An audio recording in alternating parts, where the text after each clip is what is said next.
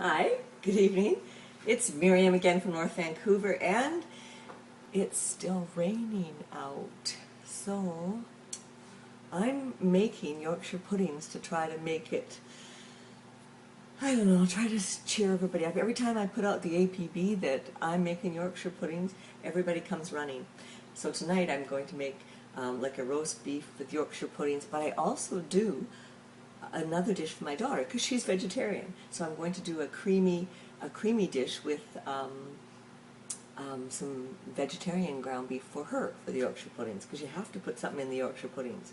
So welcome to Side Dish Central, because as you know, the competition is in its fifth week, and sixth week, whatever.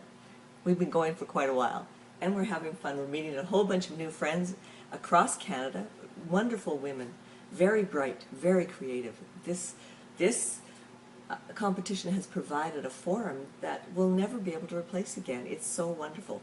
So thank you to Anna Olson, to Philadelphia Cream Cheese, because it's just the best. I'm really enjoying it. But I would like to share with you tonight a side dish that is probably as old as time, because I know this because I am part English, and my mom is from Yorkshire in England, from Wakefield, a small little town in Wakefield, south of Leeds.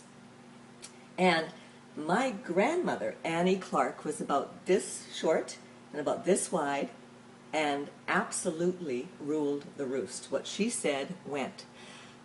But she was an amazing cook, and she was an amazing baker, and one thing she always did was she made these Yorkshire puddings, and they're amazing. So, but before we get started with the rest of the stuff here, I want to get the pan in the oven, because it has to heat up for about 5 minutes. So I'm going to show you this.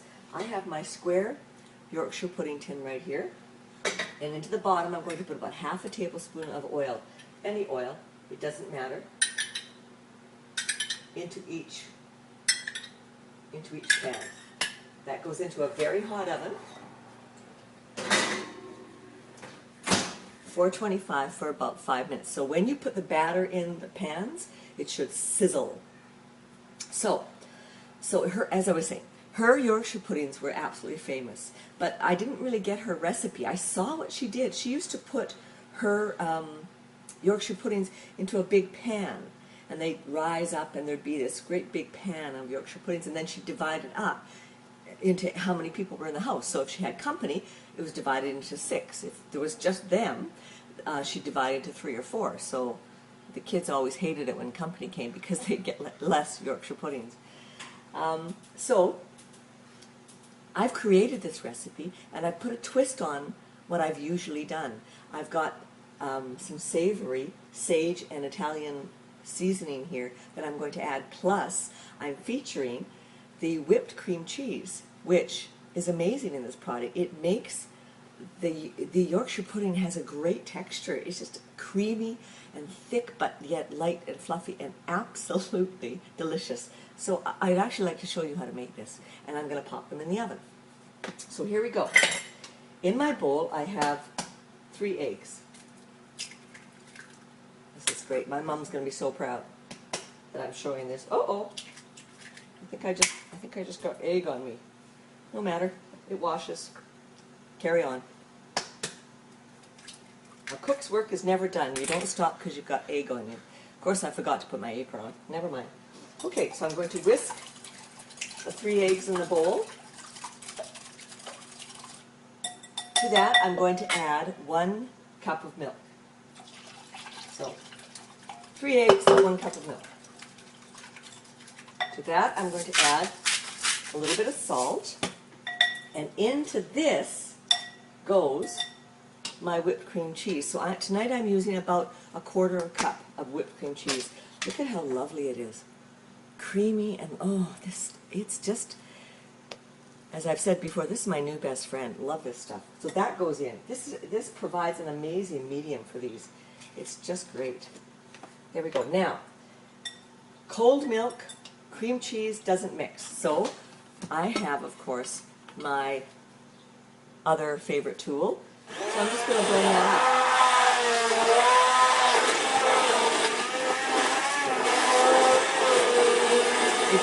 not too long, just a few seconds. And that's it, seriously. So that's blended. Now, here's the trick when you're doing this. You're going to take half of this liquid and pour it back into a measuring cup that you're going to pour with, because I only want half the liquid in this bowl. To this bowl, I'm going to add my 1 cup of flour. So just 1 cup of flour right in. My half a teaspoon of Italian. My half a teaspoon of sage, or more if you desire, but this is not. This is adequate. I like the taste of this. You don't want to overpower, because sage can be very strong, but you just want the hint. You just want it to say, oh, that's so delicious. And that's what we're going to have. So stir that in until it's blended. Meanwhile, my pan is heating up in my 425 oven in the middle rack. So it becomes kind of pasty at this point. Do you see that? Now you add back your milk, and that's the way you prevent lumps. So I'm just going to stir that back in.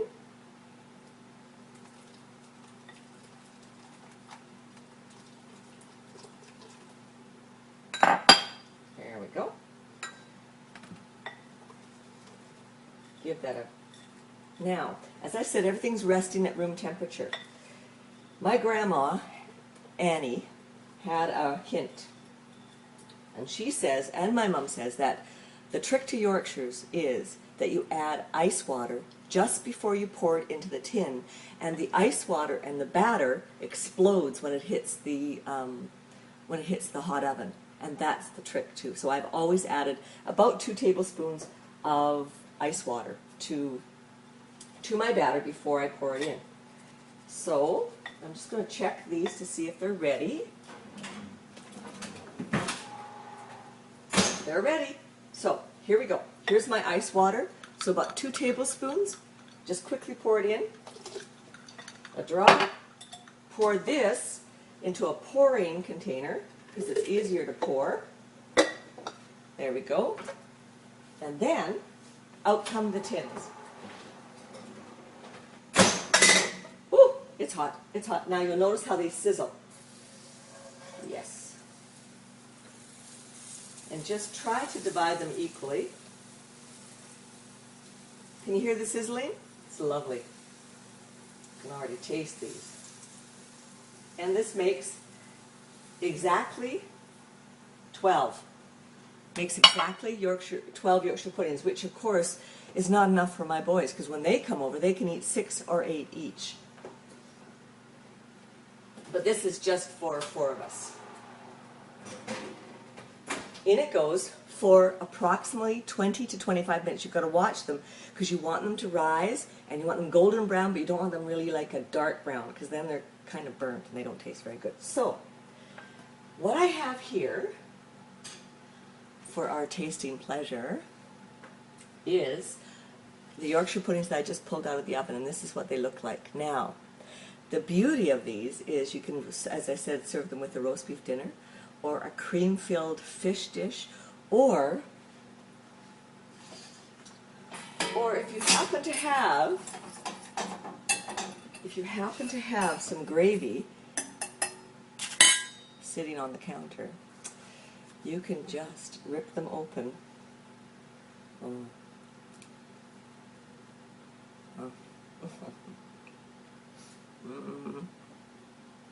These are really good.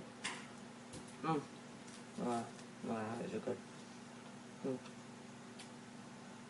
Now I've only got 11 left for 4 people, but that's okay. These are really, really delicious. Okay. I'll have to finish these later. They're savory, they're delicious, they're light, they're fluffy. You could fill them. Look at the hole. Fill that with something, anything. Roast beef, lamb, vegetables, a creamy vegetable, like a primavera, you know, a creamy vegetable. This is so versatile. You're going to want this one, for sure. So, thank you for watching. That was so delicious. And I'm signing out from Side Dish Central, so thanks for watching.